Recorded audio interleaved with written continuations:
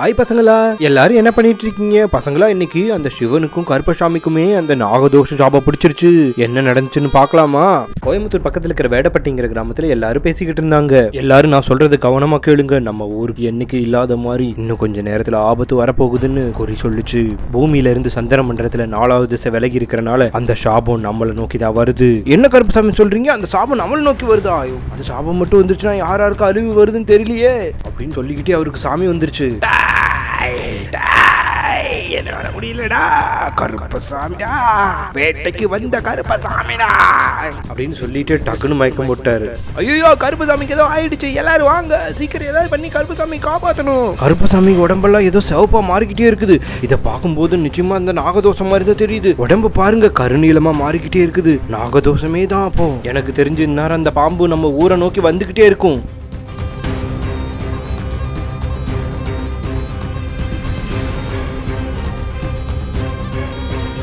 அம்மா நாகம்மா தாயே, எதுக்காக எங்க கருப்புசாமி மேல சூழ்ந்தீங்க? எங்க ஊருக்கு சாபம் எதுக்காக பிடிச்சிச்சு? தயவு செய்து போயிடுங்க. அப்பதான் அந்த நாகம் பேசிச்சு. சீக்கிரமா குட்டி கருப்புசாமியை வர சொல்லு. குட்டி கருப்புசாமி சீக்கிரம் இங்க வா. ஐயோ, எங்க அப்பா கருப்புசாமிக்கு என்ன தெரியல. நாகதோஷை எப்படியா எங்க அப்பா விட்டு போகணும். நாகம்மா எப்படியாவது காப்பாத்துங்க. நேரத்துல முருகர் வந்தாரு. குட்டி கருப்புசாமி ஒண்ணு கவலைப்படாத, எப்படியாவது நம்ம கருப்புசாமியை காப்பாத்திடலாம். அந்த நாகதோஷத்தை தீர்க்க பல வழிகள் இருக்கு. எப்படியாவது ஏதாவது ஒரு வழி வச்சு உங்களை காப்பாத்திடலாம். பசங்களா இருங்க, கருப்புசாமி தொட்டு பாக்குற என்ன தோசை பிடிச்சிருக்குன்னு. இது பரம பரஞ்சோதி நாகம். இந்த சாபத்தை தீர்க்கிறதுக்கு சிவபெருமானுக்கு தான் வழி தெரியும். சிவபெருமானே சீக்கிரமா வாங்க. சிவபெருமான் வந்து அவரோட தலையை போய் தொட்டு பார்த்தாரு. தொட்ட உடனே சிவபெருமானோட கை டப்புன்னு கழுந்துருச்சு. அந்த சாபம் பரஞ்சோதி சாபம். அது என் கைகளை முறிச்சிருச்சு. யாரும் கிட்ட போகாதீங்க, என்னால தாங்க முடியல அப்படின்னு சொல்லிட்டு கம்முன்னு மயக்கம் போட்டாரு. ஐயோ, சிவபெருமானுக்கு இந்த நிலைமையா? சிவபெருமானே தீர்ச்சு. சிவபெருமான் கை தனியா விழுந்துருச்சு. அந்த பரஞ்சோதி ஜாகத்தோட உச்சகட்டத்துல இருந்தாடா. இது வந்து சிவபெருமானோட கையை எடுத்துருச்சு. நம்ம உடஞ்ச கைகளை எடுத்துக்கொண்டே உடனே நாகதோஷத்தை வச்சு நாகதோஷத்தை வழிபடணும். மீனாட்சி அம்மனே கொடுங்க, அதை நான் பண்றேன். கவனமா போயிட்டு வா அஜித், சீக்கிரம் கொண்டுட்டு போ. சிவபெருமான் கைகளை கொடுத்து ஏமாத்திட்டீங்களா?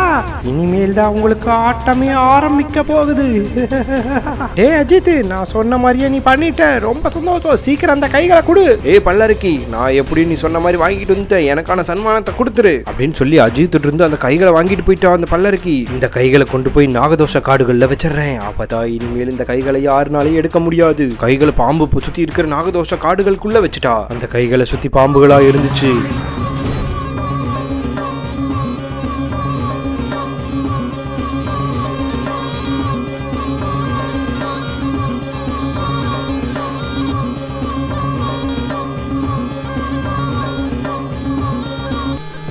நம்ம வேண்டி இருக்கிற அந்த புத்துக்கன் ஐயனாரு இன்னும் கொஞ்ச நேரத்துல இங்க வருவாரு. சீக்கிரம் அதுக்கான பூஜைகளை ஏற்பாடு பண்ணுங்க. பூஜைக்கு தேவையான எல்லாம் எடுத்து வச்சு தீபத்தை வச்சாங்க. ஓம் பாதீபரே போற்றி, ஓம் பிரபதாபனே போற்றி, ஓம் வைகுண்ட தீபரே போற்றி, ஓம் திருகண்டநாதனே போற்றி.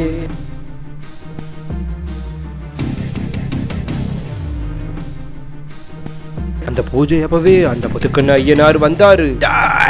புத்துக்கண்ணு ஐயனாருடா, எல்லாரும் வழி விடுங்க. என்னை எதுக்காகடா வர சொன்னீங்க? எதுக்காக வர சொன்னீங்க? புத்துக்கண்ணு ஐயனார் ரொம்ப நேரம் இருக்க மாட்டேன், சீக்கிரம் சொல்லுங்க.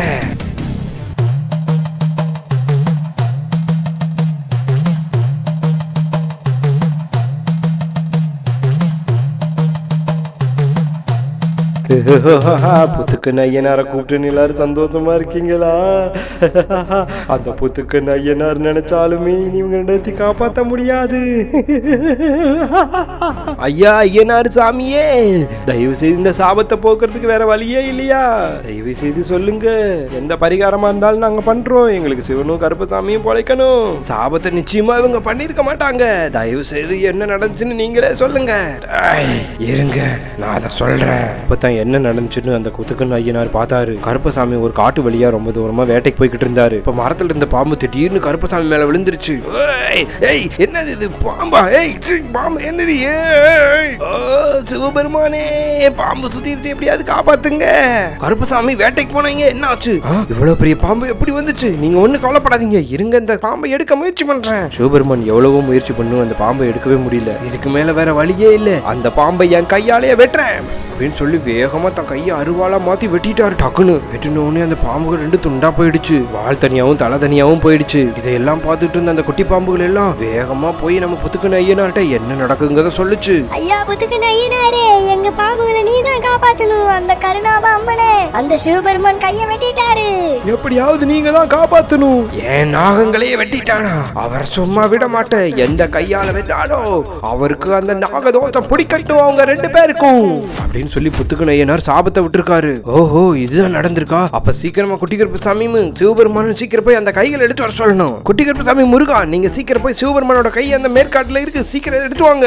ஓகே பூசாரி, நாங்க உடனே போறோம். அங்க பாரு குட்டி கருப்பசாமி, சிவபெருமானோட கை அந்த இடத்துல இருக்கு. அந்த கையை எப்படியாவது எடுக்கணும். அந்த சுத்திகள்லாம் பாம்புகளா இருக்கு, எப்படி எடுக்கிறது? அதுக்குதான் எங்கிட்ட ஒரு பிளான் இருக்கு. நான் சொல்ற மாதிரி செய். அப்பதான் அவங்க 2 பேரும் சுத்தி சுத்தி பார்த்தாங்க. அந்த பாம்பை விரட்டுறதுக்கான மருந்தை ஒண்ணு கண்டுபிடிச்சாங்க. அந்த பக்கத்து குழியில் இருந்த மண்களை எடுத்துட்டு அந்த பாம்பு கிட்ட போனாங்க. எங்க சிவபெருமானோட கையை கூட ஒழுங்கா சிவபெருமானோட கையை கொடுக்கறியா இல்லையா? அந்த பாம்புகளுக்கும் அவங்களுக்கும் பயங்கரமா சண்டை நடந்துட்டு இருக்குது. முருகா, அந்த பாம்பை நான் பாத்துக்கிறேன். சீக்கிரம் போய் அந்த கைகளை எடுத்துட்டு வாங்க.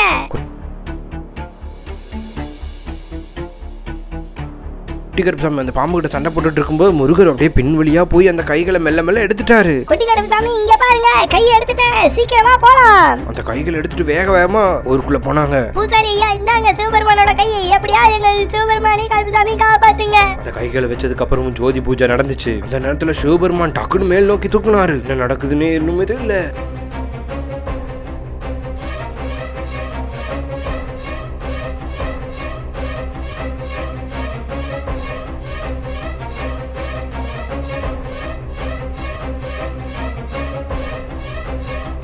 இந்த நேரத்துல தான் அந்த பல்லருக்கு ஓரமா நின்று பாத்துக்கிட்டு இருந்தா. பாம்புகள் மயக்க நிலையில் இருக்கு. கருப்பசாமி வேட்டைக்கு வர நேரமா பாட்டு அந்த பாம்புகளை கருப்பசாமி பக்கம் திருப்பி விட்டான். நிச்சயமா இவங்க 2 பேத்துக்குள்ள சண்டை வந்துரும். அதனால கருப்பசாமிக்கு நாகதோஷமே பிடிச்சிரும். அந்த பாம்பை தூக்கிட்டு வந்து கருப்பசாமி வர வழியில முன்னாடி அந்த பல்லருக்கு போட்டா. கருப்பசாமி நடந்து வரும்போது பாம்புகள் இருக்கிறனால தெரியாம அதை முதிச்சிட்டாரு. வேட்டைக்கு வரும்போது எதுக்கு அந்த குறுக்க வரீங்க, உங்களை விட மாட்டேன் அப்படின்னு சொல்லி அந்த பாம்புகளை அடிச்சிட்டாரு. இவங்க அடிபட்டாங்கன்னு தெரிஞ்சதுக்கு அப்புறம் அதோட ராஜநாகம் வந்துச்சு. அப்படியே டக்குன்னு கீழே இறங்கிருச்சு. அந்த கை போய் அப்படியே நம்ம வேட்டைக்கார சாமி கிட்ட நிக்குது. சிவபெருமானோட கைகள் போய் புத்துக்கன் ஐயார் கையில வேலை வச்சுட்டாங்க. அது அப்படியே பூஜையா மாறுது. பூஜையா மாறினோடனே சிவபெருமானோட கைகளை போய் டம்முன்னு ஒட்டிக்குது. இப்ப அந்த சிவபெருமான் கருப்பசாமி 2 பேருமே எந்திரிச்சாங்க. ஐயோ புத்துக்கன் ஐயனாரே, எங்களை மன்னிச்சிடுங்க. உங்க பாம்பு வெட்டினது தப்புதான். இப்ப எங்களுக்கு பாம்புகளுக்கான சாபம் முழுமையா போயிருச்சு. இதுக்கெல்லாம் காரணம் அந்த பல்லருக்கு தான். அவளை நாங்களே போய் அழிக்கிறோம். என்ன மன்னிச்சிருக்கா, என்ன விட்டுடு.